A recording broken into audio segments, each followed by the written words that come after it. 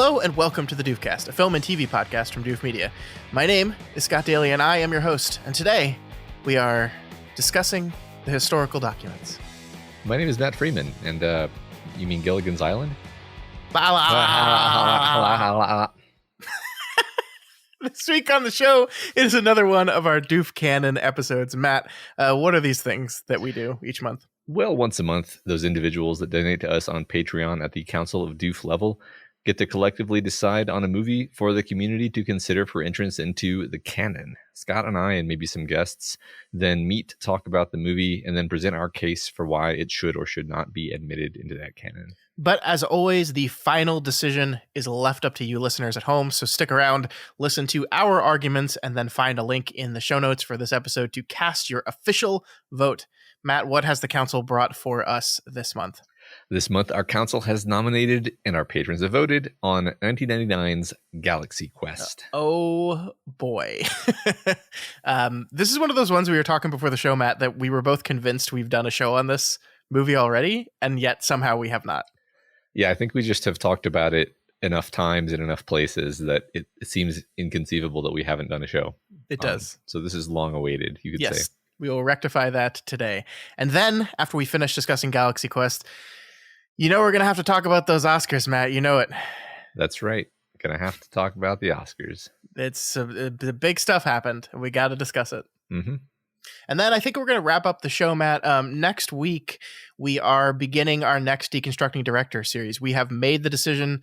We're going to do Ridley Scott, and we're going to begin that series next week with Ridley Scott's first movie, not Alien. His first movie is The Duelist. And before we got into that movie, I thought it'd be fun to end this episode kind of talking about who is Ridley Scott to us before we begin watching any of his movies. Like, what kind of storyteller is he? Like, before we're manipulated or our minds are changed by actually sitting down and watching the movies with this in mind, what are we going into it with this guy on? Yeah, I think that's a good idea because got relatively complicated feelings about Ridley Scott, actually. Yeah, I do too. But first, Matt, we've got to talk about Galaxy Quest. In the far reaches of the galaxy, a civilization is under siege. We are all that is left. They've searched the universe for a leader. Stay tuned for scenes from next week's Galaxy Quest. Never give up, never surrender. He will save us. What they got Never give up and never surrender. were struggling TV actors. You are our last hope. Where's my limo? What is this movie all about? The alumni cast of a space opera television series have to play their roles as the real thing when an alien race needs their help. However, they also have to defend both Earth and the alien race from a reptilian warlord. However, that's not a however. But and also, therefore.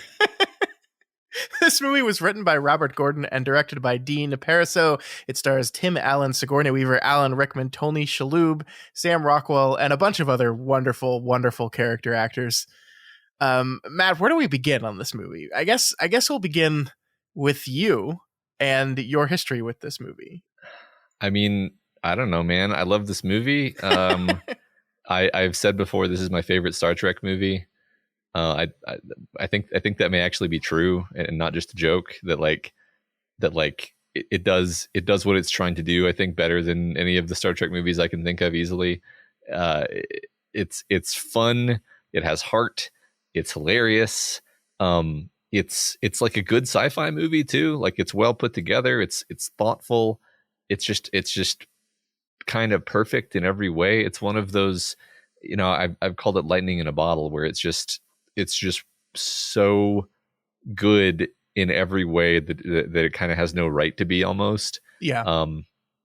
And it's not an exaggeration to say this is one of my favorite movies, and this is one of those movies that I'll just like watch anytime that it's on. Yeah, I agree with you on just about everything you said there. I really love this movie. There's something really, really special about it. And I think a lot of this week's conversation is going to be us trying to put to words exactly what is so special about this movie. It is probably one of the best Star Trek movies. And I forget where I saw this, but I think there was like a Star Trek convention that happened one year that set out to rank every Star Trek movie, and they included Galaxy Quest on that list, and it ranked near the top. It was not ranked number one, but they actually, Star Trek fans love this movie. The diehard fans that go to conventions and stuff. And I think that's the secret sauce of the movie to me, is that this is a movie that is making fun of Star Trek a lot. It's making fun of people that like Star Trek a lot. It's making fun of diehard fans, but it also loves them. It really, like, everything about this movie, it loves the fans. It loves the idea of loving something like this. It loves the show it's based on. It's this non-cynical, optimistic, lovely satire of Star Trek. And this is the first time I watched the movie, Matt, after having watched all of the original series, which is something I did last year. I watched every episode of the original series, something I had never done before. And seeing how much this movie gets the original series, having the knowledge of just watching it, like, made me fall in love with it even more, because it is playing off of the familiar tropes and like everything you would, when you think of Star Trek, it plays off every Star Trek thing. But underneath all that, it understands why Star Trek was good. And it's remarkable. It's really remarkable. I think the core of it is actually this earnest humanity, and it's cleverly sets it up, because your villain is the cynic, right? And then your protagonist is somebody who begins the movie jaded, cynical, but he was someone who used to have this optimism and this bright-eyed kind of attitude.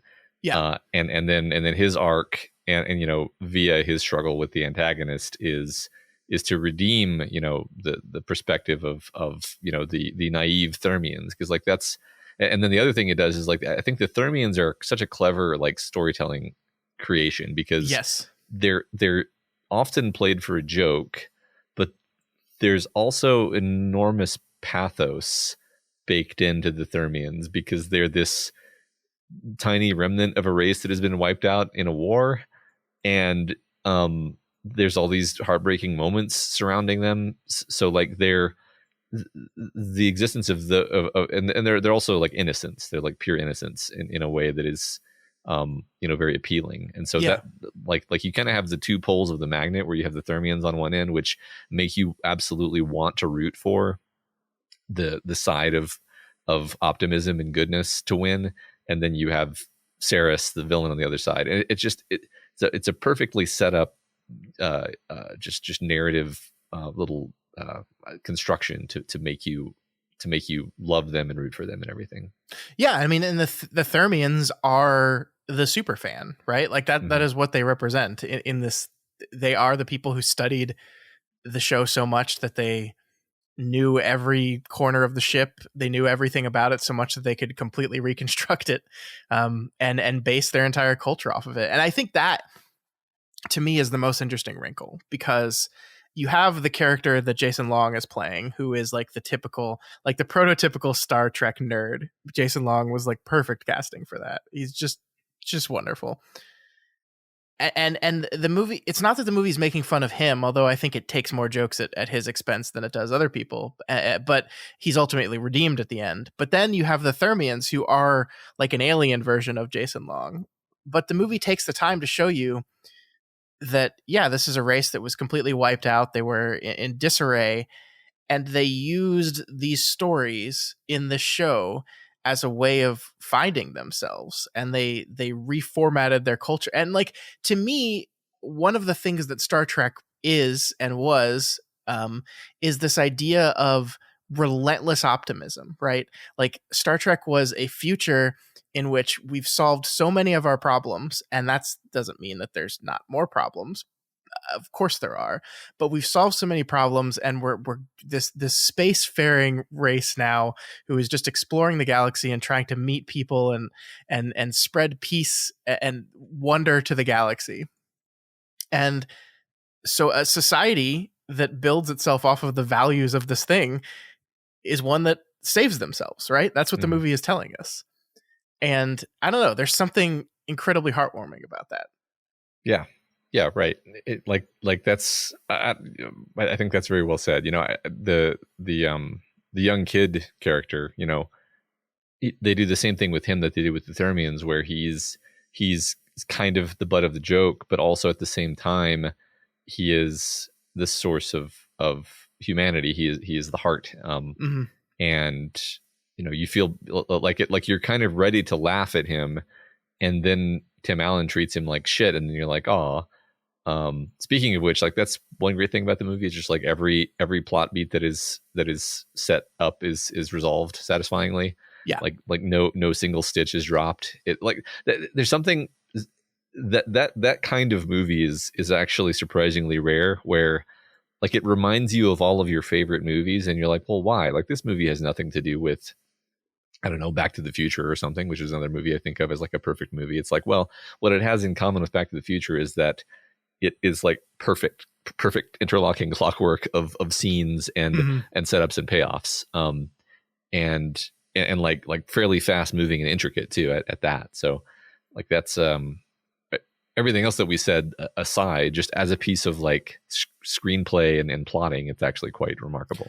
Yeah, I mean, you're right. Every character has an arc. Like, I love that, Alan Rickman's thing throughout the entire movie is he's so fucking sick of being this guy and saying this stupid line, by Grabthar's hammer. And then, of course, so the culmination of his arc is someone who worships him dies, and he honors that person by saying the lines he hates. And for the first time in the movie, says them with real emotion behind them. Yeah. And it's such a powerful earned moment where you're like, oh God, he's saying it. He's getting over himself and doing this thing. And every character has one of those moments. And it is really remarkable, especially given the fact that this movie, Matt, another reason why it's a miracle is because it had such troubled production. This movie was trying to be made for so long. I think Harold Ramis was attached at one point to direct it. When they cast Tim Allen, Ramis dropped out, and so they had to find a new director and like change, and like I think a bunch of different people were considered for the part, and it just went through hell. And then they had to completely recut the movie after test screenings, because the original version of this movie was a much darker, much more violent, much more rated R version of this thing, which was a bad idea. Of course, we've never seen that version of the movie, but like everything that we're told about this cut is that it leans into the comedy more, which of course you should do that. Of course you should. Look at the cast you have. Yeah, absolutely. I mean, the funny thing to me though is that it seems like the contradictions that are left over from the recutting process have actually made the movie funnier. Yeah. Specifically the fact that people will frequently clearly be saying, fuck. And then they dub it over with, Sigourney Weaver saying, well, screw that. And her mouth is absolutely not saying that. Like, that's just so much funnier to me for some reason. I mean, it makes it feel like it's part of the TV show that is Galaxy Quest, like pretend you're watching a made-for-TV version of the movie, right? And so they've dubbed over the lines for TV. That's what it reminded me of. Yeah, and the other great thing is that there were a lot more scenes of Tony Shalhoub like constantly getting high in the earlier version, and of course all that's cut from the movie. But he's also super high throughout the entire movie inexplicably, and it just makes his character all the more delightful. Right. And I mean, I think you still you either infer that that's what's happening, or if you don't, then you're just like, oh, he's just so weird. He's just super weird. I love when the whole ship is breaking up and he's calling them and he's like, hey guys, they're telling me that the ship can't take it. It's falling apart. And he's just so chill. Isn't it funnier not thinking like, oh, he's just high? Like, isn't it funnier thinking like he's just reacting really weirdly? Yes. I think so. 100%. Yeah, but I mean, like the fact that the structure of the movie works so well and sets up and pays off things in such remarkable ways is kind of an anomaly, considering how troubled the making of the film was. Like, how did this happen? How did things come together? And you're absolutely right that Lightning in a Bottle is a perfect example of this. I think this is a very different movie from Ghostbusters, but it is also a movie that reminds me of Ghostbusters a lot in that specific way, which is that this is this group of people coming together at this exact time to make this exact movie. And had you done it earlier or had you done it later, it would not have been the same thing. I think that's one really interesting thing talking about fandom, because I think you can't not talk about fandom when you talk about this movie, because fandom often sucks, right? We've seen over the last decade or so the way fandom has turned mean and cruel and terrible. We've seen it with Star Wars. We've seen it with some of the Zack Snyder Justice League type fan communities, and it's not that these things weren't always there. I just feel like the internet and social media has weaponized this particular kind of fandom in a much more in your face kind of way. And this movie is kind of blissfully before all that. And so it gets to just like love the fans in a way that it doesn't have to feel guilty or worried about it or anything. I feel like if you make this movie in 2022, it's just going to be much more colder and harsher and meaner to the people that love the thing that it's making fun of. Yeah, that's quite possible. I'm thinking back, like it required so much effort to be a true fan of these things back then, right? Yeah. Like there was just an intrinsic filtering mechanism. Like reality had an intrinsic filtering mechanism. like you'd have to find VHS tapes. You'd have to, what year was this? 99. Like the internet technically existed, so you could sort of find like a BBS to talk about the thing with people, but like it was really only the most dedicated and the most like super nerdy people who were into it. And I really do think this is kind of a love letter to those people, because like you said, I mean, all of the convention people are treated with that. It's kind of what we said a second ago, where it's like, clearly they're super nerds. We're not going to pretend that they're not, but also like their love is pure, and that's what's redeeming about all of this is it's just from a pure it's from a place of pure childish wonder. And that's what, and the whole movie is oriented around that idea. I think you're right, but I can't help but like question what what is the movie actually trying to, because like I think there are a lot of jokes at the expense of these people, which you're right, they have this childish wonder and love and thing, but I think the idea that at the end our Justin Long character is kind of redeemed because, hey, Justin Long, turns out you were right and all this stuff was real the entire time, and the time you've committed to learning all this stuff ends up being valuable and saves the day, right? Hooray, good for you. But in real life, Matt, that's not reality, right? And so I just kind of go back and forth on like what I believe as far as like, what are we supposed to do with the Brandon character? Yeah. Like what are we supposed to feel about this? Because he obviously gets rewarded for his Uber fandom, but in a way that is basically impossible. Yeah. I mean, so I'm going to try to sketch something together. We'll see if it works. I'm going to take us back to the moment where the moment that always makes me cry, where Quillick is shot and Alan Rickman has to deliver his line, but he delivers it earnestly. So there's a lot of reasons why that's sad, and that's this is true of all really sad moments in movies, is that you can usually list multiple distinct reasons why it's impactful, not necessarily sad, but impactful. And I think the thematic level on which it's impactful is, setting aside the fact that there's a character dying here, it's Alan Rickman, who has always thought of himself as a failure, he wanted to be an actor. He played what did he say? He played Richard III. But he feels like he's been a failure because he hasn't done what he wanted to do with his career. And in this moment, he realizes that his portrayal of this silly squid head character has touched this person more than anything else has ever touched this person, and that he's able to like send them off with a good death just by saying the line, just by channeling the character, and realize, like, you know, he's not a failure. He has touched people. He's touched this person. He's probably touched many other people who love Dr. Lazarus. Like you flash back to the beginning of the movie and you think of him, you know, signing the autographs, and he's doing it with this just like scowl on his face and just utterly perfunctory. And you got to imagine, like, going forward, he's not going to have that attitude anymore, because he realizes, like, oh, people love this character. Like, just because I think it's silly, people love this character. I've affected them. I've inspired them. I've made them happy, right?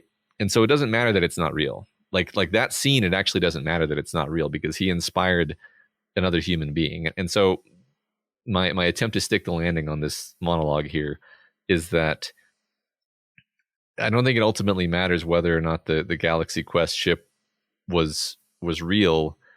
What matters is that the point of all of this is that all these people find these stories so meaningful, right? The same thing goes for the Thermians as well. Like, they say that the Galaxy Quest show like saved their civilization, right? And they made it real, right? Like the show inspired them so much that they made it real. Like, I think that's the beautiful idea there, because the show, it wasn't real. They're aliens, and they made a ship that looks like the ship. The Galaxy Quest was not, in fact, real. You know what I mean? Like, So anyway, I'll stop there. I think my point was somewhere in there. No, I love that. I think you're spot on there. And so it regardless of its realness or not, the important part is that it affects these people, and it affected Brandon in some way. And it allowed him, it gave him something, it gave him community, it gave him entertainment, it gave him happiness. And yeah, I think the Thermians are the ultimate reflection of that. The sci-fi conceit is, what if you loved something so much and had the power to make it real? And that's exactly what the Thermians did. Right. And we do see the net positive of that, for sure, for them at least. And that's what rings true to me also. Like, I was a huge Star Trek fan as a youth, and, you know, I probably did have like a book or two that was like, you know, Enterprise Technical Manual or whatever. But like what I really loved about it was, you know, the episodes where just the classic episodes of TNG that you could list off, where it's really about the characters. You know, it's about, like, you know, Data is on trial to see if he is going to be a slave or not, and like just these incredibly dramatic and fascinating, like, philosophical conundrums that the show could throw at you. Like that was what was great about the show, and it was inspiring, and it was aspirational, and all these other positive things. Like, it's so many different things at the same time. And that's what's great, is actually you can make fun of the bounce the graviton particle beam off the main deflector dish, you know, horse shit, basically, which is throughout all of the Star Trek shows and is ridiculous and sort of deserves to be made fun of. But also you can like you can make fun of that as a fan, and then you can also love the parts that are amazing at the same time. Yeah, I like that. And I think something we haven't talked about, and I think perhaps the most important bit of this, is that the Thermians were not only, basing their civilization on Galaxy Quest, but holding up these people on the ship in this reverential way, right? Like, they looked up at Commander Taggart as like the god. And one of the most important parts of the movie is when Tim Allen goes up to Mathazar and says, like, no, you people already have the best possible commander, you, and to show that you go beyond your love for something. And so it's them not only, you know, getting to realize the thing that they love and making it real, but going beyond that and becoming more than it. And, you know, like, we're going to see if there was ever a Galaxy Quest 2, we would see the Thermians change and grow now, because they have both this deep-seated love for this thing Galaxy Quest, but they have also started to grow beyond it in other ways. And I think that's really important as well. Yeah, that's a fun idea. Yeah, I'd like to think about that. They probably would look like squids because they probably wouldn't use their probably wouldn't use their whole thing, their hologram thing. Yeah. Oh my gosh! But I mean, beyond the theming and the pathos of the storytelling, Matt, this movie's just really fucking funny. Yes. Like, it's just really funny. Yes. Now that we're done talking about the serious stuff, we can talk about how funny this movie is. Can we just talk about Tim Allen for a bit? Yeah. Because I recently listened to a podcast that did an episode on Galaxy Quest, and one of the things they said was, "What do you think about Tom Hanks in the Jason Nesmith role?" And for some inexplicable reason, the other host on that podcast was like, "Yeah, that would have been great. It would have been a lot better." And I'm sitting here listening to this going, are you insane? Now, regardless on what your personal feelings on Tim Allen are, he is the perfect conceited asshole that also has this underlying warmth and heart beneath him that makes you fall in love with him. Like, this is a role made for Tim Allen, in my opinion. Yeah. I can't imagine anyone else doing this. Right. Anyone. You have to be able to dislike him at the beginning. Yeah. I'm not sure that I've ever disliked Tom Hanks. He's much too lovable. He's much too lovable. Yeah. Yeah. And then like you said, it's the genuine sort of internal assholishness of Tim Allen that then allows you to have that humanity. Like, that's the thing about Tim Allen, is you can see the full flawed human being there on the screen. Like, I think that's his talent, actually, is in all the movies that I've seen him in that were good. There's cynicism and humanity and optimism on the screen at the same time sometimes. Yeah. And disappointment, and just he's great, and it's like you said, it's the perfect role for him. He's not like the best actor in the world, but like it is a perfectly cast role. I remember you telling me about that, and we both went insane when you told me that, because it was ridiculous. It's just like, if people don't like this movie, fine, whatever, I don't care. But like, the idea that there would be a better person for this main role than Tim Allen, I don't see it. I don't see it at all. I think you're spot on. He has this. I think some of my favorite parts of this movie are when he is like, the first time he gets up to the ship, and his crew follows him, and he's like so excited in showing them everything's real. Like, this is what, like, this is, we've talked about, for the fans, this is like a thing that you love so much, and it's become real. Wow, we made it real. For him, this is a thing that he made his entire life, right? Like, he made being this character and his entire life, and in a way that's different from the rest of them, because one of the big distinctions at the beginning of the movie is that everyone else on the crew is like tired of this shit, right? Mm-hmm. They're just like, they don't want to do it anymore. They do it because they haven't worked in however many years, and it's money, and so they'll do it. But Tim Allen's character lives for this. He's excited by it, and that's part of the part that's really sad, when the two stupid teenagers are like laughing at him behind his back, which, by the way, I read was a thing that actually happened to William Shatner when he was at a convention, like the exact scene, basically. Wow. Okay. And so it's really destructive for him, because he legitimately enjoyed doing this thing, and now suddenly he's given an opportunity to do it for realsies, and he doesn't understand what that entails. He's still doing it as just playing another part, and he doesn't really understand what real stakes are and real sacrifices. And the idea, the words he quotes, the things he says, never give up, never surrender, these things, they don't have any actual meaning to him at the time. They're just lines, and part of his arc through the movie is realizing the consequences of those lines, and what it means to be a commander, what it means to possibly lose your crew, or make life and death decisions, and make moral choices. Yeah. He's never had to do any of that stuff. Yeah. And he plays it all perfectly. He really does. He does. Like, when he when he tells Mathazar that it's a show. Yeah. That's perfect. Yeah. That's a perfect performance. I know. That's what's amazing. Like, that's the thing. You can't deny it because he's surrounded by all these amazing character actors, some of the best in the world, Alan Rickman, and he still carries the film as the lead. He's not overshadowed by anybody. It's your eyes are on him. You know, I'm done defending Tim Allen in this movie. He's great. It's funny, we got sucked into talking about emotions again.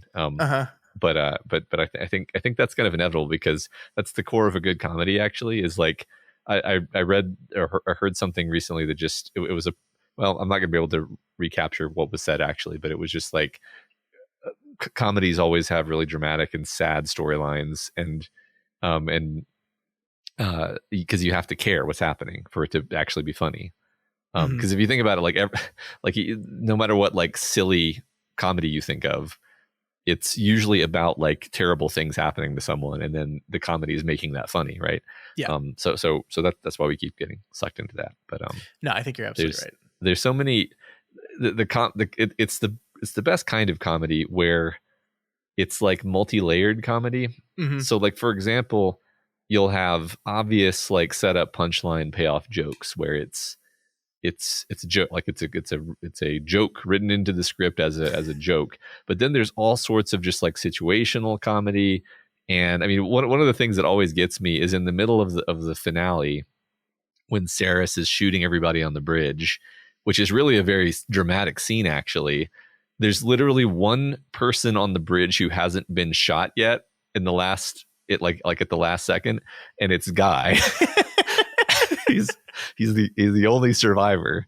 The red shirt, yeah. And it cuts to just show him standing in the midst of everyone, like screaming and panicking, and then Tim Allen reverses everything, obviously. But like that's the sort of detail where it's like somebody just made sure that that last shot was in there, just for the irony, right? Yeah. And there's so much like that where it's just like a little nugget that maybe didn't even need to be there. Just like really, I don't know, just firing on all cylinders comedy. Yeah. I mean, I love the ways in which this is one of those movies that rewards multiple viewings because sometimes the comedy comes at you so quick that you miss it. I think we were talking before we started recording the line where Sigourney Weaver says, "We got to get out of here before one of those things kills Guy." And it's just like the perfectly subtle. It doesn't draw attention to itself too much. She just says it in the perfect deadpan way, and then we just move on from it. And it's hilarious. It's absolutely hilarious. Yeah, right. It's almost rushed over, but it just lands so exactly right. Yeah. Everything about the scene on the planet. I mean that's the thing about a good comedy is the discussion devolves into just listing the moments that were funny. The only joke on the planet that doesn't work on me at all is the minors not minors joke, because it's just like, and maybe that's the point, right? Maybe that is a Galaxy Quest joke. You know, like that's one thing that would have been written into the show because it seems like just the most obvious joke to go for. Yeah, I mean, it's so dumb that it's funny to me. But no, I know what you mean. I mean, it's funny. I've seen this so many times that I don't even pay attention to the things that were probably funny to me the first time. Like, I'm trying to think back. Like, you can even remember sort of the trailer for the movie had that moment where the little cute little creatures turn into horrible monsters and pounce on one of them, and it's because like that's a great like funny surprise reversal moment. I've seen the movie so many times, it's not a surprise to me anymore, obviously. Well, and it's not a surprise in the movie because Guy is pointing out every single thing. Is like, in a minute they're gonna turn ugly, and there's gonna be a whole lot more of them, and he's absolutely right about everything. Yeah. Did you guys even watch the show? I love was like, why does this plan sound so familiar? It's from episode 81, which is the one the Guy dies in. Sam, what a great choice. Sam Rockwell. Like, I think this is really before is this before he got really big? I think it is. No, I'm pretty sure this was the first thing that I saw him in, and then he just showed up in like, you know, a whole bunch more things that were great over the next few years. But yeah, not all comedy, by the way. Like Yeah, he's really good. He's a really good dramatic actor as well. yeah, I will never forget his performance in Moon. I guess his performances in Moon. That it's remarkable. He's such a good actor. I love him. I've always, I mean, and you know, I think this kind of role is great because it's comedy, but it's comedy played straight, where you know, his character is terrified almost the entire movie, and he makes it funny, and it works, and it's believable. You know. Well, and it's like, it's so interesting because it's the most low hanging fruit Star Trek joke, right? Like the red shirt that dies in front of the episode is like the joke that people that haven't even watched Star Trek know about. Yeah. And so like you would think it's like the easiest joke to go for, and therefore it would just be like, okay, yeah, I get it. But the things that they do with him are so interesting because, as you pointed out, he becomes one of the most important key members of the crew, and is the only one that lives all the way to the end. And they give him pathos too. Yeah. I mean, because like he's legitimately afraid he's gonna die, and yet the moment that I realized that his character is brilliant and that this whole movie is brilliant, when their backs are against the wall and Guy goes, well, this is the time for me to sacrifice myself. I knew it was coming. Here it is. I'm the red shirt. I'm going to die. I'm going to go do it. And that's when Tony Shalhoub is like, no. That's not the way it's going to happen. But he was willing to do it. He was going to go, like, it's just what a incredibly done idea to take a character on that journey. Yeah. The perfect arc is to have him be terrified the whole movie, and then realize like, oh, like, if I'm gonna die, then I should die the way I choose, and then choose to be brave. It's great, genius. And it's genius like that. That's every joke, and that's every arc in this movie is exactly that. It's like, what are the things that everyone makes fun of Star Trek for? Let's do those things, and yet let's make it good. Like the entire the scene that I distinctly remember, because I went and saw this with my dad when it came out. And the thing that I remember that my dad loved more than anything is when they're trying to get to the core and they get in the room with the chompers or whatever. And Sigourney Weaver's like indignant, like, these things don't do anything. What are they doing in the shit? Like, she's just like, they serve no purpose. What is the point of this? And Tim Allen's just like, because they were in the show. And like, it's so funny. And like everything that works there, even down to the fact that, you know, they press the button with 20 seconds to go, but the button press is not going to actually work because they programmed it that way, because every time in the show it stopped at 1. So that's just how they programmed it to work. It's just like, it's a fully realized version of that idea. And I think the thing that jumped out at me this time, we were talking about this before the show, but at the very, very end of the movie, they've crash landed the ship. They come perfectly onto the stage at the convention, which is love it. Yeah. And Saris has survived. He's there. Tim Allen does his front flip, his completely unnecessary front flip, shoots him with the gun, and Saris explodes in what is clearly like a fake special effect thing where he like disappears, and then there's a little like puff of smoke and fire in the middle of where he used to be, and it just looks so fucking fake. And I was thinking about it this time, and I was like, and I realized that the reason that happened is because that's the special effect that they used in the show, and they shot people. So when they were programming and building the weapons, they made them do that because that's what they saw in the show, and that's fucking hilarious. It's great. I mean, that's the way in which it's like actually a fun sci-fi concept, is that the Thermians are so technologically advanced that they can do magic. They can do whatever they want, including make a gun that has a specific special effect that happens when you shoot somebody with it. Or you know, they make the Omega-13 and they're like, what is it? We don't really know. We just made it. Oh my god, it's so good. Yeah. Yes, genius from top Genius to bottom, from back to front. Is there anything else we could say about? I mean, Enrico Colantoni as Mathazar. I think this is the first time I saw him as an actor. And then, of course, he ends up being Keith Mars and Veronica Mars a few years later, which is where I, saw him the most. I think. I think he was also in Just Shoot Me. He was in a lot of situation comedies in the 90s. He's done a lot of things, but this is one of the first things I saw him in, and then some more stuff later. But I think he's so weird, Matt. Like the choices that he made to play how Mathazar moves and talks are insane. Yeah, and yet they work. They work great. He's so quotable, and I mean, it's funny because none of the other Thermians are really talking the way he talks at all. Nope. But it doesn't matter. It's just, it's one of those things where every line he says is weird and unique and compelling. And like, I think that the key thing though is underneath the goofiness is a real character. Like that. Well, once again, I have to repeating myself here, but like I love the moment when the crew is sitting around happily eating their dinner, like not aware that anything dangerous is going on, and they're like, well, what happened to the last commander? And he's like horribly, his face is like horribly screwed up with angst, and he's like, he was not strong.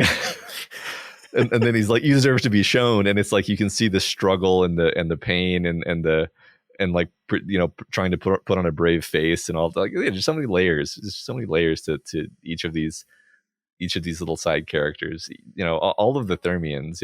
Even, I mean, funny thing about the Thermians is one of the consistent background Thermians who I don't think has any lines is of course Rainn Wilson.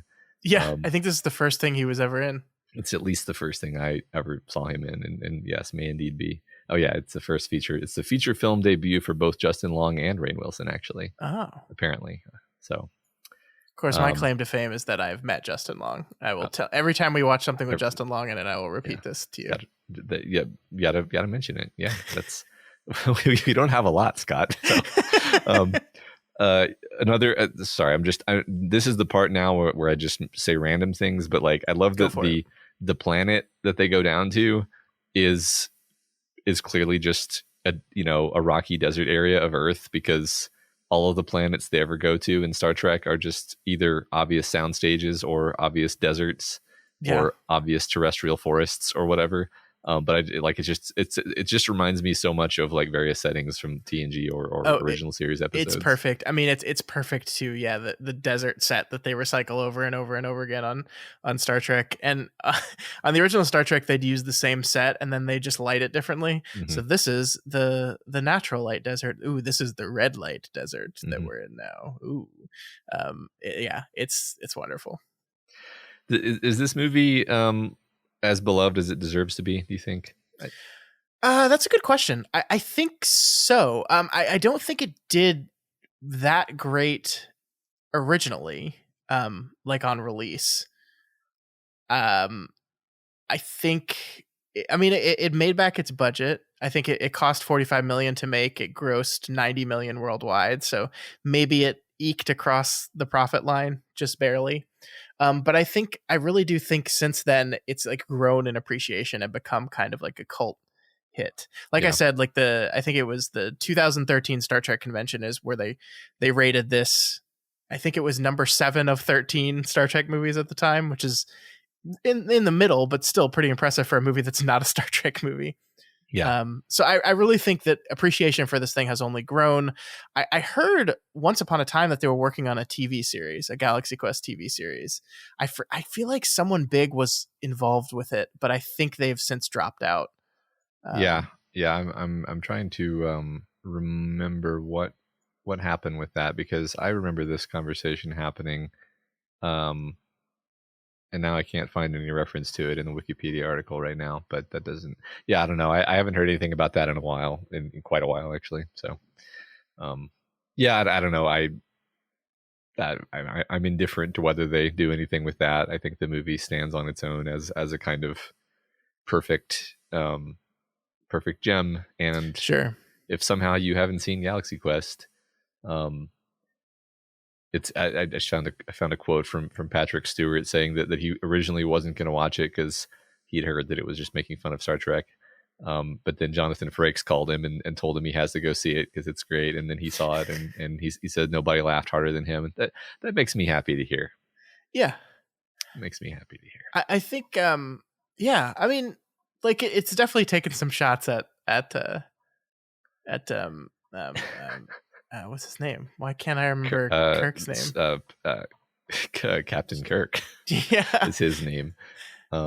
Oh my God. His name is William Shatner. William Shatner. I mean, it's definitely take like the assholishness of Tim Allen's character and the conceited, egotistical, like that is taken directly from Shatner. And Shatner is very much a egotistical, conceited man, like for sure, right? Like he's also not just that. He's a lot of things. He's a human being, but right. Like I think that specifically the line "scene stealing hack" that Alan Rickman tosses at Tim Allen was based off reports that Shatner would take the best lines from his co-stars. Yeah, and Alan Rickman's clearly supposed to be the Spock, right? So there's the relationship. Mm-hmm. Yeah. Well, it's Sulu that Kirk has the biggest heated relationship with. Scene stealing this. Yeah, I think there's a lot of mixing and matching like that. That's the thing is there's a kid character who's now grown up. That's obviously supposed to be Wesley. There's the woman who repeats what the computer says, which is Uhura. So we've got Lazarus could be Data or he could be Spock. That's the funny thing about having that kind of character. At least with Uhura, like the computer was plugged into her ear, so everyone else wasn't hearing it. Like the idea that everyone can hear the computer and yet she still has to repeat it is just marvelous. And one of the things that they did, again, talking about the details of the movie, is that the computer doesn't respond to anyone but her. Like the characters talk to the computer and she has to repeat what they said for the computer to respond, because of course they programmed it to only listen to her, which is again delightful. Yeah. So fun. It's so fun. It's such a, like, I don't know if we've done a good job of analysis this week. But it's just, I mean, like the movie works on every level it's operating on. Okay. One more thing to mention is just the music, God, I mean, it's got a great theme. It's got a great musical theme. It uses the music great. It's exciting. It's got I think it has different, motifs and stuff to kind of help you keep track of what's going on emotionally. Mm-hmm.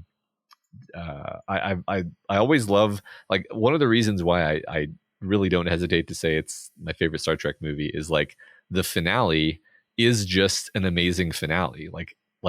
Where they're having the battle on the ship, and then Saris is on his ship, and it's like so many different action things going on, and then they end up dragging the gravitational mines or whatever behind them and using them as a weapon. It's like, oh, that's like such a Star Trek thing to happen. Like God, I love that. We this is actually great because we talked about because we did for the canon last year. The Wrath of Khan, right? Which is a movie I think that got in. We both enjoyed it. I think we both said yes. I think Galaxy Quest is a better movie. And I think like we talked about the ship combat in that movie that was very submarine-esque, very slow paced, very deliberate, which I mean has its own certain value. Certainly. Like I think like there's some really great submarine movies out there that use that exact kind of thing to great effect, to great tension building.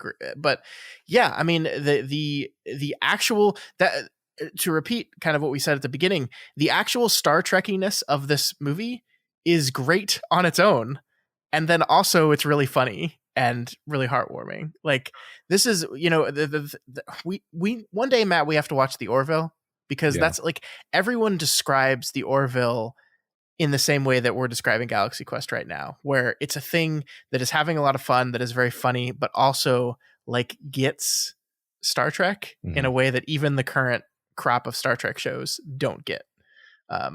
So like I think I watched like the pilot and I didn't love it, and then I stopped watching it, but apparently it's gotten really good and it's worth checking out.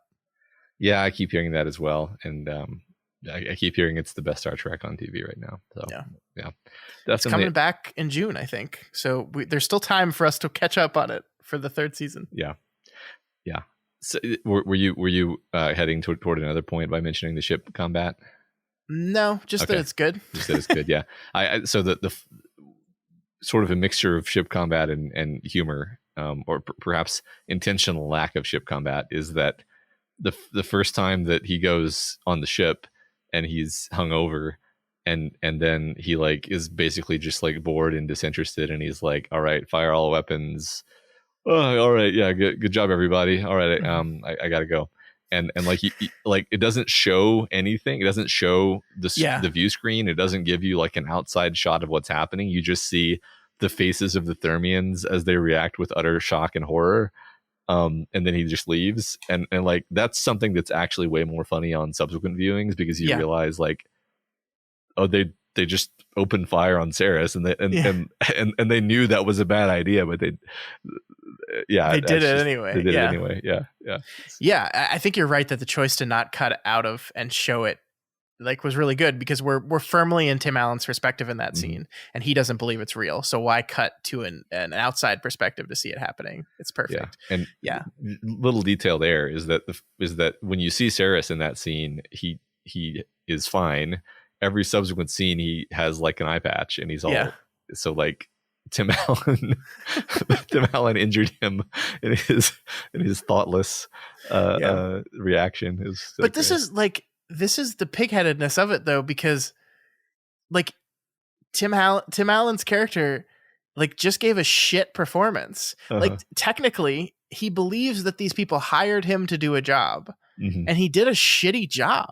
Like he did a really shitty job, and he's not understanding the importance of it.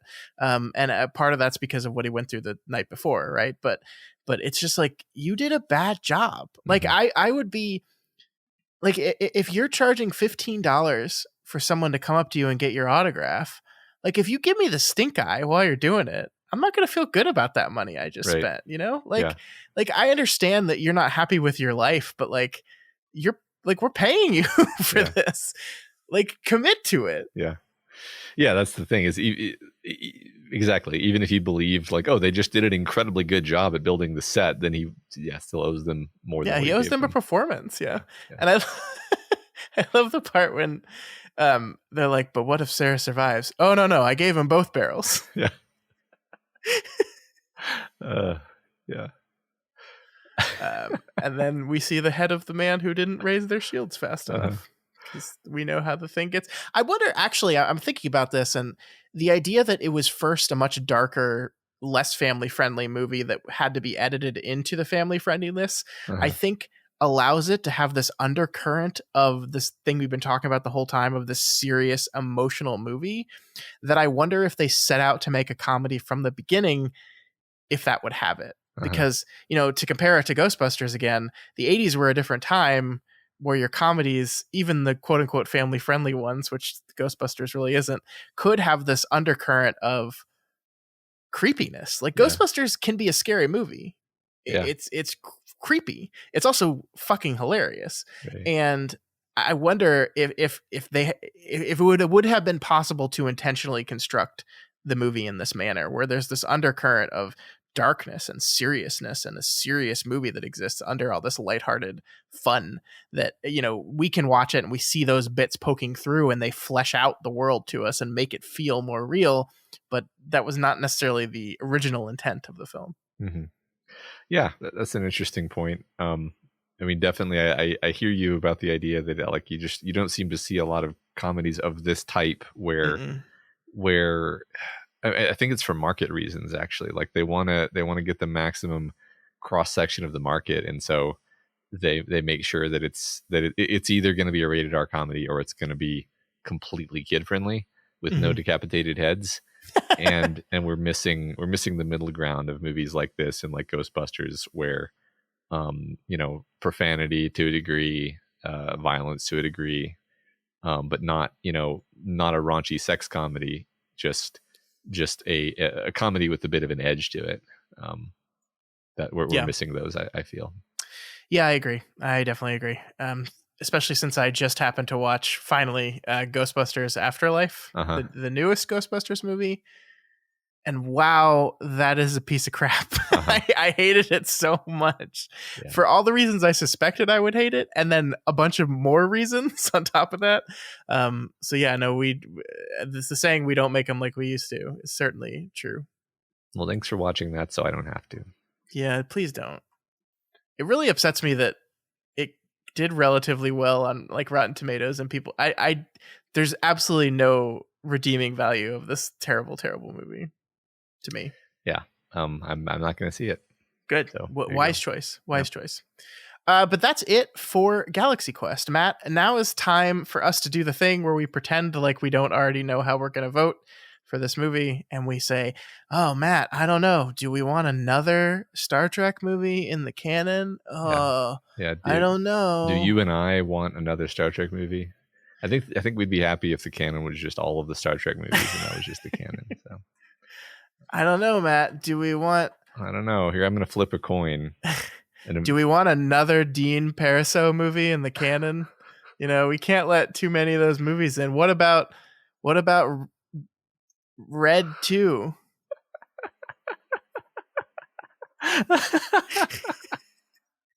Yeah, you got a point there, Scott. I'm gonna have to rethink some things. Obviously I want this movie in every canon. Yeah, this is the best Star Trek movie. It should absolutely be in the canon. It's great. It's wonderful. I love it. Yes.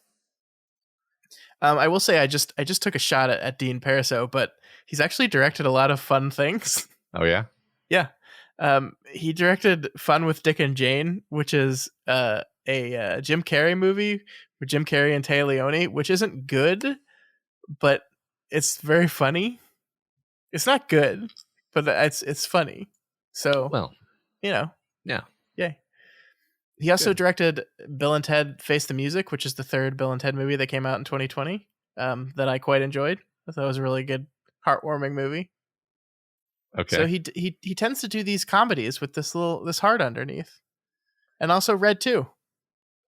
Okay, I don't think I've seen any of these actually. So he's also directed a lot of random episodes of TV shows. Like he directed Tony Shalhoub in 3 episodes of Monk. Huh. Okay, that is quite random actually. I have seen Monk, most of it actually. I like that show. Monk is really good. Do you like Monk or Psych more? Monk. I agree. I like Monk more. Yeah. Mostly because of Tony Shalhoub. But I also genuinely like Psych. Yeah, I do too, but I didn't see that many episodes of it. I've seen almost all of Monk. I have not seen nearly as much of Psych. But good shows from an era long past. Yeah. USA, they have is it USA that has characters and TNT that knows drama? I don't know. One of those things. Yeah. Both of those things. Yeah. So yes, I'm voting yes as well, Matt. Yes, forever. I want to hear from the people at home though, because certainly there are people out there that this movie just did absolutely nothing for them, and I want to hear your reaction to the movie, because I'm really curious, and I want to hear the people that love this movie if they love it for different reasons than we do. So please, when you're making those votes, leave us comments or send us emails to let us know why you love or don't love Galaxy Quest. Yeah, absolutely. Doof. All right, Matt. It's time. Okay. It's time. Are you ready? I am. We've got to talk about the 94th Annual Academy Awards. Okay. We've got to talk about will the ratings ever recover after the terrible thing that happened last year.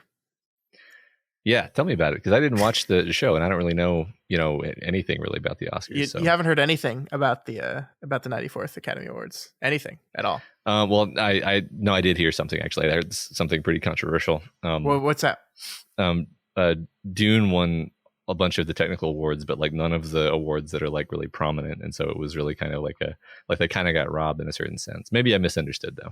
No, yeah, I mean that definitely happened. I think that was one of the most controversial and most talked about things that happened at the Academy Awards last weekend, for sure. And that's one of the main things that I'm concerned with, because as we discussed previously, you know, whether or not your favorite movie wins the awards is frankly the thing that you're mainly concerned with when you're watching the Academy Awards.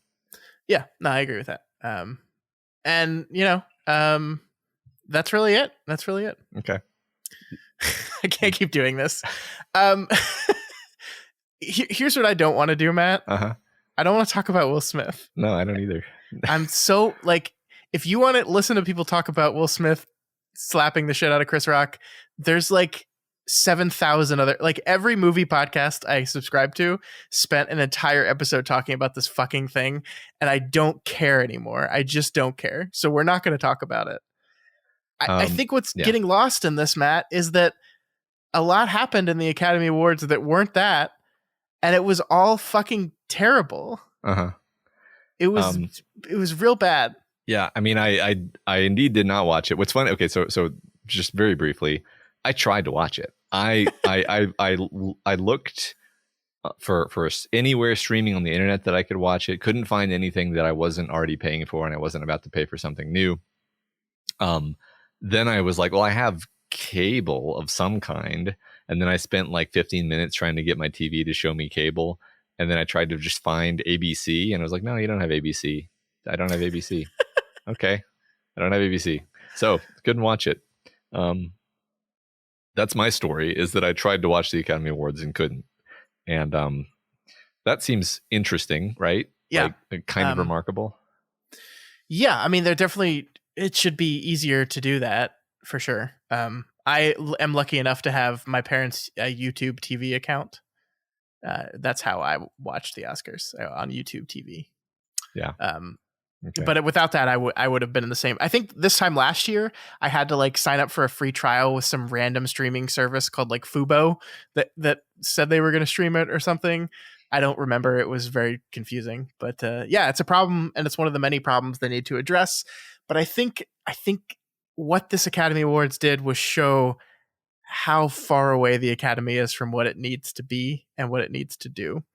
Because we've been talking about this for the last month or so, Matt. This idea that, you know, the Academy is at a crossroads right now, where the Oscars continue to go down in relevance, and they can either continue to desperately attempt to, you know, reach the common folks, to bring them into the fold and say, look, you should watch us, or they should just embrace the fact that they're a niche thing that belongs to a niche group of people that are passionate about film and watch a bunch of movies and watch all the movies nominated for Best Picture and care about those things. And the Oscars has clearly made the decision, at least when it comes to the telecast, that they are desperately trying to reach out to random people to stay relevant. And it's confounding, Matt. Like, there are so many choices made during the course of this broadcast that I was just like, what are you doing? Because not only are they desperately trying to reach people, but they're doing it in the stupidest way possible. Because, you know, the song that everyone's listening to right now is the Bruno song from Encanto, right? I have heard this song. Yes, I'm aware of this. So they made a big deal about how they were going to do a performance of the Bruno song at the Oscars. Not because it was the best nominated song. It wasn't. They nominated a different song from Encanto, a much more serious Oscar-y sounding song. Okay. But they wanted to do it anyway, which means they actually bumped one of the nominees. So one of the best song nominees didn't get to perform at the Oscars, which is hilarious. But they waited until 9:50 Eastern time to perform We Don't Talk About Bruno. In which case most children are probably asleep by then, you know? And then they like had a rap bridge by Megan Thee Stallion in the middle of it, where she's just rapping about the Oscars along to the beat of We Don't Talk About Bruno.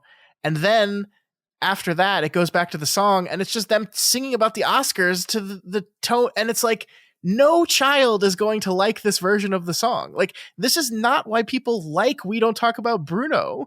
They like the lyrics. You took out all the parts of the song people like. What are you doing? Yeah. It's funny because, I mean, the Oscars, when I was a teenager, you know, that was kind of the golden age for me. And the Oscars was good entertainment. Like, it was a thing you tuned into because you were looking forward to, you know, they would do those skits in the beginning. And those were always great. And like, everybody would want to talk about them the next day. And it's like, it seems like they literally don't have anyone who knows how to do entertainment. Like, just basic, like, making a good show, you know? It's so wild. The director, they keep hiring directors and producers that do not have experience in live TV production, which doesn't make any sense to me. Like, last year, it was the show was directed by Steven Soderbergh, who's a great director who I love to death. But he doesn't direct live events. He directs movies, and it's a different animal. And I don't know who was in charge of it this time, but I think they did an even worse job than Steven Soderbergh did. Because like every bit, I mean, so first of all, the biggest problem that they got themselves into, Matt, is you talked about this at the beginning of our conversation here, that they took 8 awards out of the show proper and gave those awards out in the 30 minutes prior to the show starting. And recorded all that, and then they attempted to clunkily edit those awards into the actual show. They did it by they announced the nominees and then immediately said who the winner was, and the winner was already on stage, and then gave like a truncated version of their speech, and then they cut away really quick. And the thing I couldn't stop thinking about was, what is a person who's just tuning into this without reading up in the trades about how they were doing pre-recorded awards going to think about that scene? Right? Because like, you read the nominees and then you read the winner, and then suddenly they're there on stage already, and it like and they're cutting to audience that clearly is not the audience that was in the room when they got the award. It's the audience that's sitting in the room now. It's just really weird and clunky. And the biggest problem is, once you do that, all everyone's going to be thinking is, okay, so what did you replace these 8 awards with? The time that you normally would have taken during the show to give these 8 awards out, what did you replace it with? And it was a bunch of bad shit. Like what? Elaborate on this, because like, this is the most confusing part to me is they're taking away the things that people tune in for, and then I'm like, okay, what are they replacing them with? So they were doing this thing. The big thing they announced was that during the course of the show, they were going to honor, film history. And here's how they honored film history. They brought Tony Hawk, Kelly Slater, and Shaun White out to intro a 60-year of James Bond segment. Okay. Those people don't have anything to do with James Bond.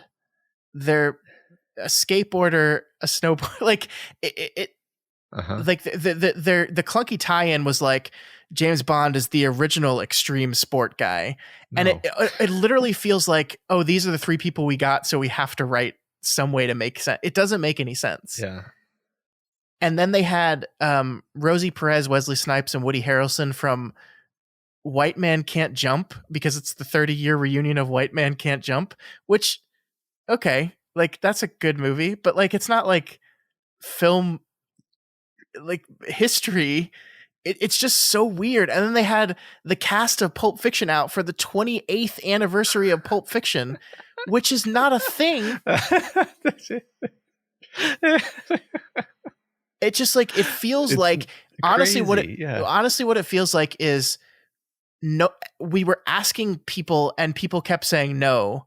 And this is what we were left with. Because like, then they had Jennifer Garner, Elliot Page, and J.K. Simmons out for the 15th anniversary of Juno. Again, a good movie, but like, is Juno, like, is that really like, we're honoring film history by talking about Juno? I just like, and if you're gonna intro a Bond 60-year of Bond segment, wouldn't you do that right before or after Billie Eilish performing the Bond song from this year's Bond, which is nominated for an Academy Award. No, you wouldn't. No, they didn't do that. Oh my God. It's like every single one of the decisions was like, this is a why? disaster. Yeah.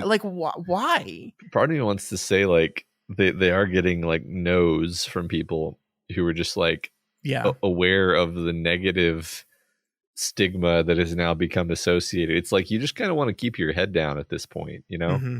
Like if like it used to be that an Academy Award sort of meant that your career was made, especially if it was one of the big ones. Mm-hmm. Like, you know, best actor, whatever, best supporting actor, any of these things. You were like a made man or woman now, functionally in Hollywood, and now it's almost like what's gonna happen exactly? Like, I mean, maybe that's still true. I guess it is a big stage. There's a lot of recognition that comes with it, but like, it's not it's not necessarily purely positive. It's a whole complicated thing. I don't want to start a whole complicated conversation, but like the social media has allowed us sort of like it used to be that you would just watch TV, right? And now social media is like the comment section. Yeah. It's like everything that ever happens has a comment section under it. And so you can make something that you think is good. And you know what? Maybe if there was no social media, you know, we couldn't all immediately go on Twitter and drag something for being cringe. And thus maybe it wouldn't even seem that bad. I'm not going to argue that the Oscars weren't bad this year, because number one, I didn't see them. Number two, I have no idea. But anyway, the point is with this ability for the zeitgeist to like immediately provide feedback, and then crazy shit like people hitting each other on stage. Yeah. It's just like, man, I don't know. I feel like the cachet is gone, and not only is the cachet gone, but like there's a downside that you're exposing yourself to now that there wasn't before. Yeah, I agree with that. It's just it's bad decision after bad decision, and I think actually that you're going to find that the ratings went up this year over last year. I think the preliminary ratings is that they went up by over 50%. So I think it was 10 million last year. I think it's going to be around 15 million this year. I'm not sure like how much, like Nielsen can do like a minute by minute ratings. So they can literally track like how much the rating shot up by after Will Smith assaulted someone on national television. Mm-hmm. And I'm sure it went up after that. But I think overall it grew, but not like by a significant margin, like certainly less than it was. Like, you know, you can pretend like, oh yes, we grew over last year, but last year was such a downtrend that like not growing over last year would have been a nuclear disaster.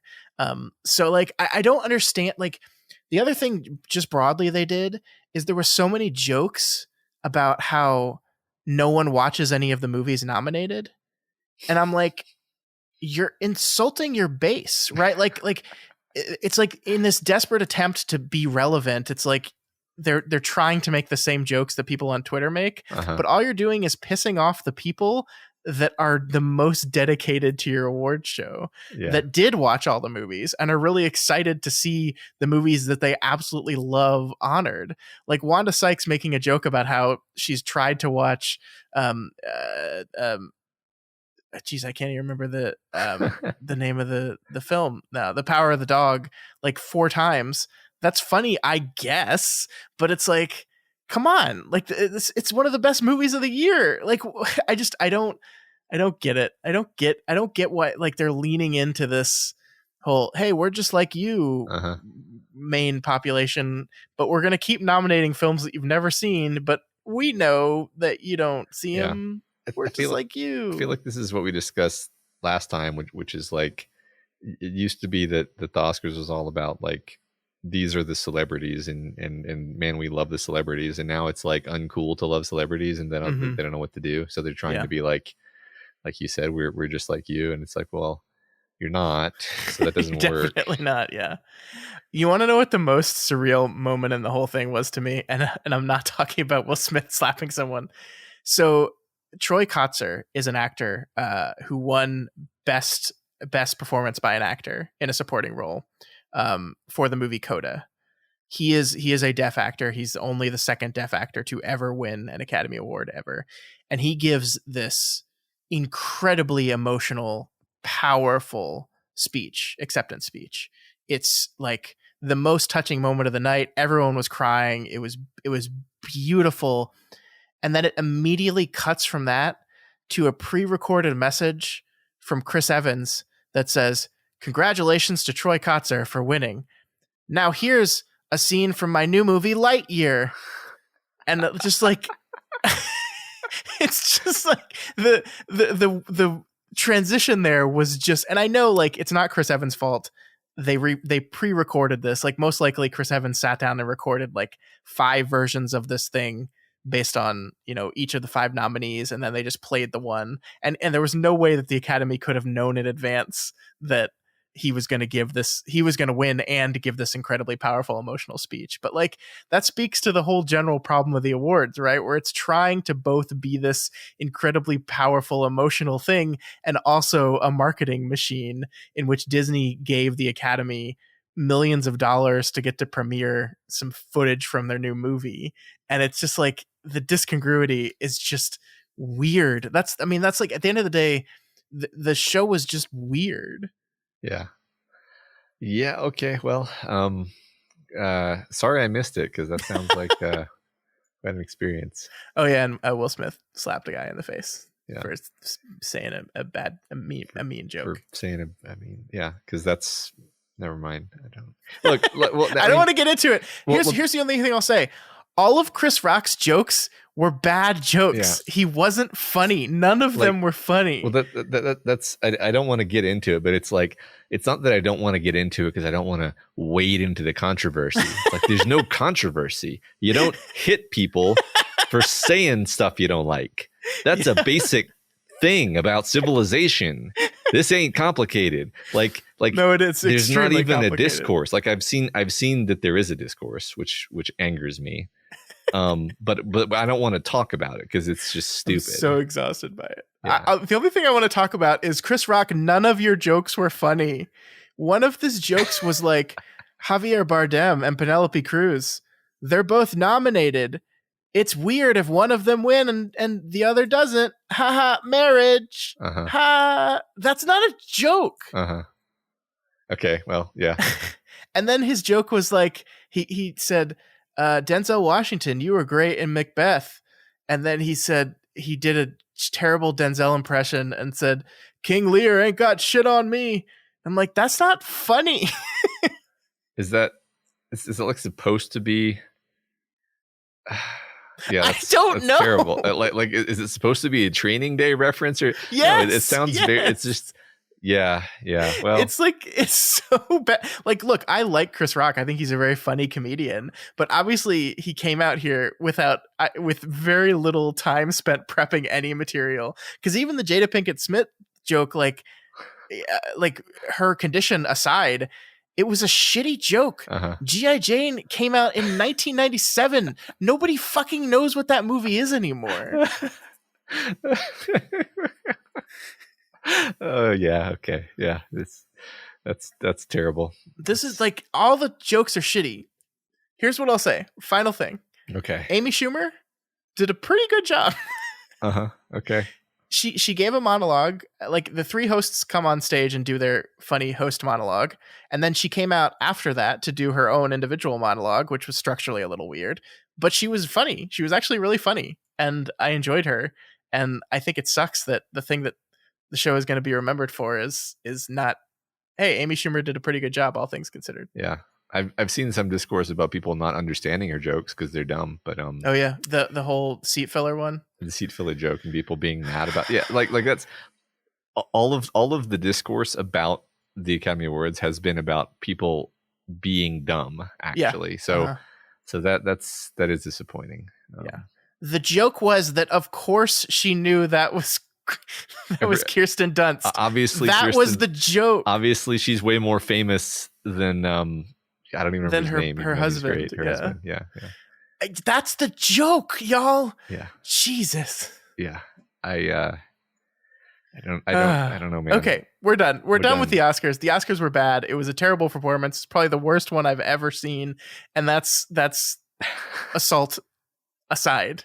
So, Jesus, you didn't think it could get much worse than we gave the wrong movie the Best Picture award, but they found a way. What are they going to do next year to top it? Wow, yeah.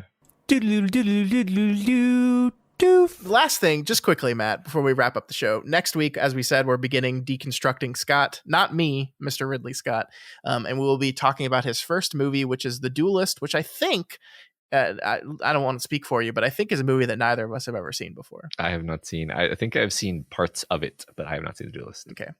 So, obviously, Mr. Ridley Scott has directed quite a few movies, Matt. I believe our list of movies we're going to be covering for this thing is 26 movies long. Holy crap. Would you like me to read them all?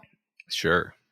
All right, so we have The Duelists, Alien, Blade Runner, Legend, Black Rain, Thelma and Louise, 1492, Conquest of Paradise, White Squall, G.I. Jane, Gladiator, Hannibal, Black Hawk Down, Matchstick Men, Kingdom of Heaven, A Good Year, American Gangster, Body of Lies, Robin Hood, Prometheus, The Counselor, Exodus, Gods and Kings, The Martian, Alien Covenant, All the Money in the World, The Last Duel, and House of Gucci.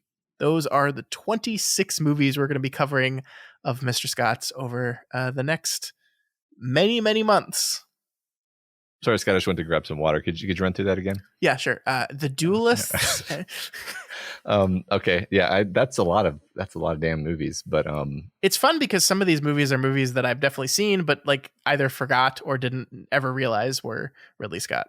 Yeah, they're all good. I look forward to figuring out what makes this guy tick. Yeah, I mean, so that's my question for you. Like, who is Ridley Scott to you right now before we begin this journey? I mean, the biggest by far, like mental impression comes from Alien. Mm-hmm. The most recent, I would say, thing that's relevant would be The Martian. Sure. Just in terms of how much I love that movie and that it's him. Then I've seen a lot of those movies on that list actually, and I think I like all of them.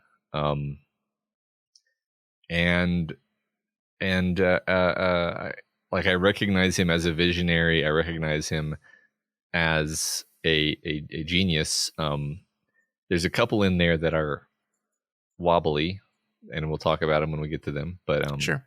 Generally very positive, and I'm very excited to kind of get to understand his approach and his mentality. Yeah, I mean, it's interesting because you look at this list and it's like you can't necessarily nail down a tone or a style, you know, just going off memory of these movies, because you have a movie like Alien, you have a movie like Gladiator, and you have a movie like The Martian, and those are three movies that are like completely different from each other. Yeah. And then in the middle there you have like Matchstick Men and Thelma and Louise, you know, so it's like it seems like he's got a few lanes he operates in, right? He's got his science fiction lane, he's got his period piece epic story lane. Like I think, you know, that's where Kingdom of Heaven, where Gladiator, where The Duelists, I believe, where Exodus, God and Kings, where these, and Robin Hood, where these movies firmly lie. And then he's got, you know, your kind of modern crime thriller type stories.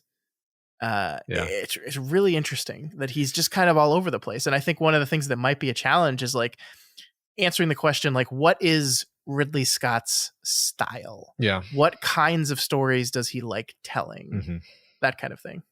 Yeah. I mean, just this is kind of actually reminding me of how much fun we had with Gore Verbinski and how Verbinski could do things as wildly different as Pirates and The Ring, and bring somehow there is a through line between those movies. It's just the through line is his attention to detail, his attention to the visuals, you know, and a kind of clarity of storytelling, you know, these very kind of abstract things that are not something so simple as like, for example, he likes facial damage a lot, in the case of Guillermo. So yeah, I look forward to figuring all this out. Yeah, me too. I think it's going to be a very fun, very long session. I think this is the longest, the most number of movies we've covered on this series by far. So it's going to take a few months. But, the cool thing is, I think we really hesitated with this because we weren't sure. But when you look at these movies, as we said, there's such different types of movies. I don't think we're going to get sick of Ridley Scott movies during the course of this process. Like for example, you kind of got sick of Guillermo del Toro movies. Yes. Yeah, that's true. Yeah, and I agree with you. I think there's a lot of variety here. Yeah. So next week, it begins with Ridley Scott's very first movie. And yeah, one of the only few on this list that I hadn't seen before. So that'll be exciting. I always love when you start with these. I was pleasantly surprised that Alien was not his first movie, and excited because I love like the first episodes of these series when they're really small movies that aren't talked about as much are my favorite ones. Like I think as much as I loved every single conversation we had about the Wachowskis, I think still Bound was like my favorite of that series because had never watched it before, and it's just so incredibly a statement film for both of them. Yeah, and I find that we often reference back to the first movie while we're doing the later movie discussions because it's a sort of skeleton key to like their process because maybe it's a bit more transparent for that first movie. Yeah, definitely. So that'll begin next week. Can't wait. Please join us. The Duelist is, I believe, Duelists. There's two of them. I believe available everywhere. Everywhere you can find stuff to be rented. And I think it's pretty fitting, Matt, that his first movie is The Duelists and his most latest movie is The Last Duel. It is fitting. I noticed that. Yes. I might have to move around these last two because just to finish on The Last Duel. Both House of Gucci and The Last Duel came out the same year, so I can just flip these. Yeah. No one has to know about it. Yeah.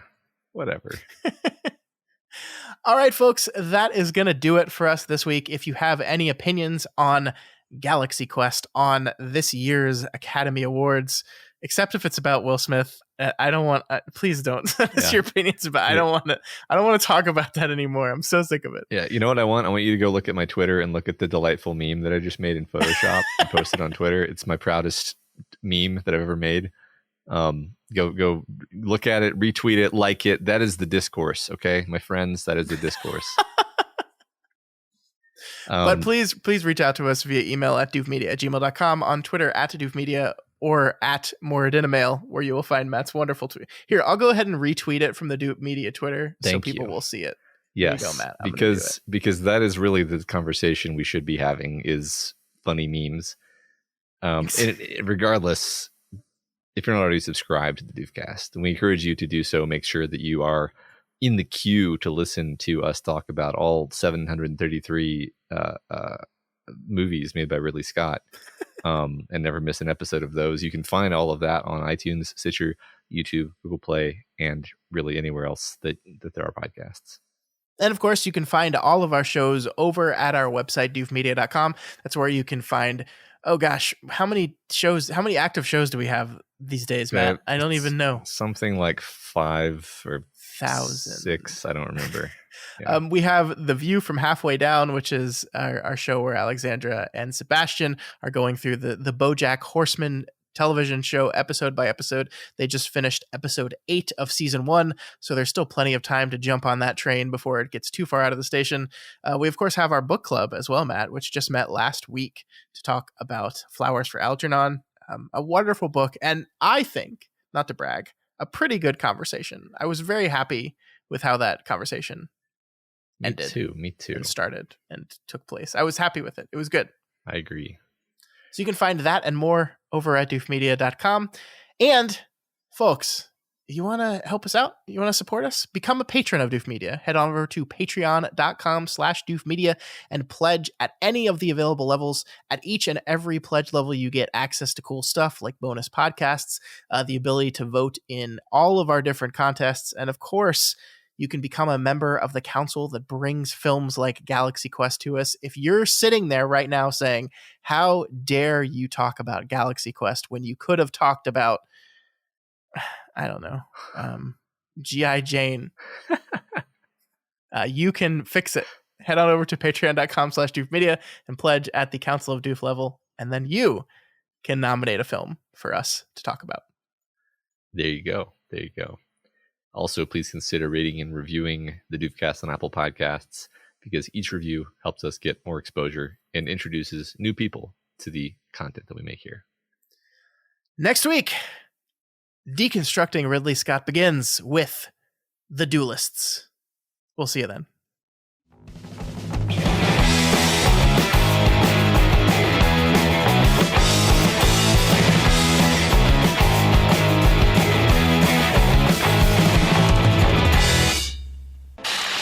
My name is Doof, and you'll do what I say. My name is Doof, and you'll do what I say.